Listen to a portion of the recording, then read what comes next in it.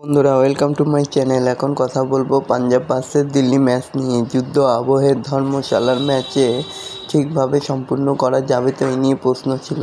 Operation সিঁদুরের পর থেকেই ক্রিকেট সমর্থকদের মনে উঁকি দিচ্ছিল প্রশ্নটা। তবে পাকিস্তানের হুম্বিতুম্বির তোয়াক্কা না করে লক্ষ্মীবারে মাঠ ভরিয়েছিল দর্শকরা, কিন্তু পুরো ম্যাচ দেখার ইচ্ছা পূরণ হলো না। আশঙ্কা সত্যি করে পাক হামলার জেরে মাঝপথেই দিল্লি পাঞ্জাবের ম্যাচকে বাতিল বলে ঘোষণা করা হয়েছে। ওই দিন অক্ষর প্যাটেলের বিরুদ্ধে টস জিতে প্রথম ব্যাটিং করার সিদ্ধান্ত নেয় পাঞ্জাব। ৭০ রানের দুরন্ত ইনিংস খেলেন প্রিয়াংশু আর্য। ৫০ রানে অপরাজিত প্রভি সিমরন। ম্যাচের বয়স তখন ১০ ওভার ১ বল। ঠিক তখনই একে একে নিভে যায় ফ্লাড লাইট। এক উইকেটে পাঞ্জাবের স্কোর হয়ে দাঁড়ায় ১২২, কিন্তু সেখানেই খেলা বাতিল হয়ে যায়। পুরো ম্যাচ উপভোগ করতে না পারায় পাকিস্তান মুর্দাবাদ ধ্বনি তোলার দর্শকের একাংশ। তবে ওই দিন বিজ্ঞপ্তি দিয়ে ভারতীয় বোর্ডের তরফে জানিয়ে দেওয়া হয়েছে, এলাকায় ব্ল্যাকআউটের জন্য ম্যাচ বাতিল করা হয়েছে।